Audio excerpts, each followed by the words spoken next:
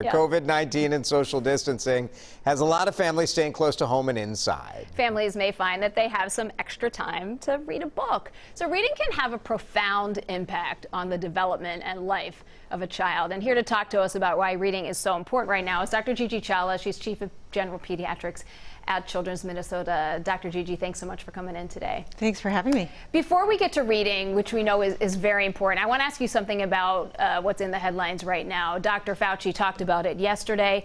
This idea of pediatric multi-system inflammatory syndrome.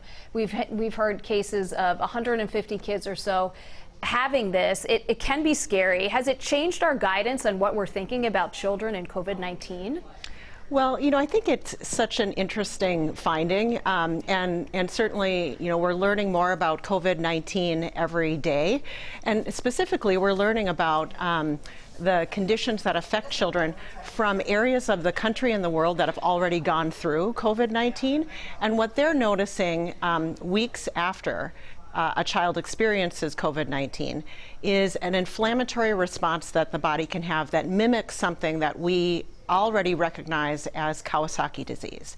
And in that entity of Kawasaki disease, which we see a handful of times every year, we can see kids with red, irritated eyes, red, cracked lips, a tongue that looks like a strawberry, a body rash, and hands and feet that are swollen in the context of kids having fever for more than 5 days. Mm-hmm. And though none of those symptoms really sound like anything, terribly worrisome, Kawasaki disease and all of that is a hallmark of inflammation of the blood vessels, and those give us a clue that there might be inflammation in the blood vessels that we can't see that we should be thinking about. And as far as you know, you are Chief of Pediatrics at Children's. We haven't seen any Kawasaki's disease in children related to COVID-19 here in Minnesota.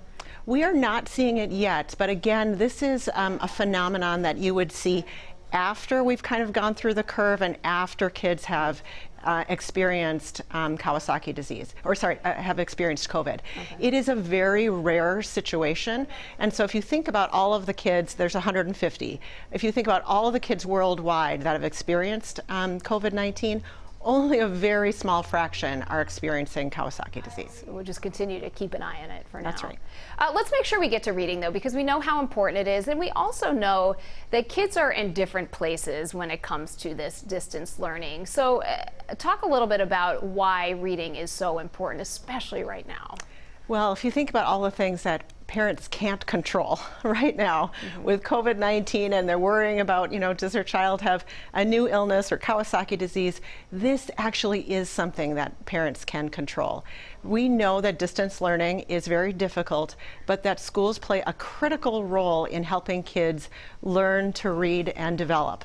At this time, it's really difficult through Zoom or all of these other platforms to do it, but parents can play a critical role in helping promote reading, and it's just those simple times of reading 20 minutes a day that can really change a child's trajectory for opening up their imagination and helping them to learn something new and do something amazing that really interests them. But also, at this time of COVID-19, it can help kind of squelch any of the anxieties that kids are feeling to just focus on something completely different and escape in a context of a book. Mm-hmm. I know you were recently named the medical director of Reach Out and Read. Tell us a little bit about that program.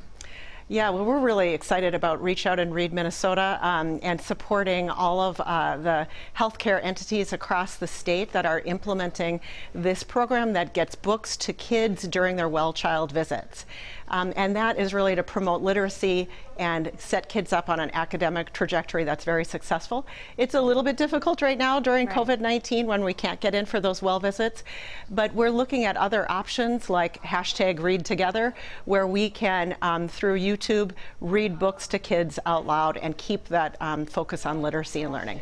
You talk about this idea of reading together. This 20 minutes a day, is it kids reading on their own? Is it parents reading to them, with them? I assume it depends on the age. It does depend on the age. You know, when you're reading to an infant, which can sometimes feel a little bit weird, like why are you reading to an infant? But that reading for an infant really gets their neurons connected to understand language, and it's so critical. So at that time, really the adult is doing all the reading. But with toddlers, when you turn the book and they help turn the book and use their hands and they're pointing to things, you can, you know, please don't just read what's on the page. Please use that as a platform to help them find, you know, what's in the pages, or to ask them about questions about what they're seeing. Great. Dr. Gigi, thank you so much for talking to us today.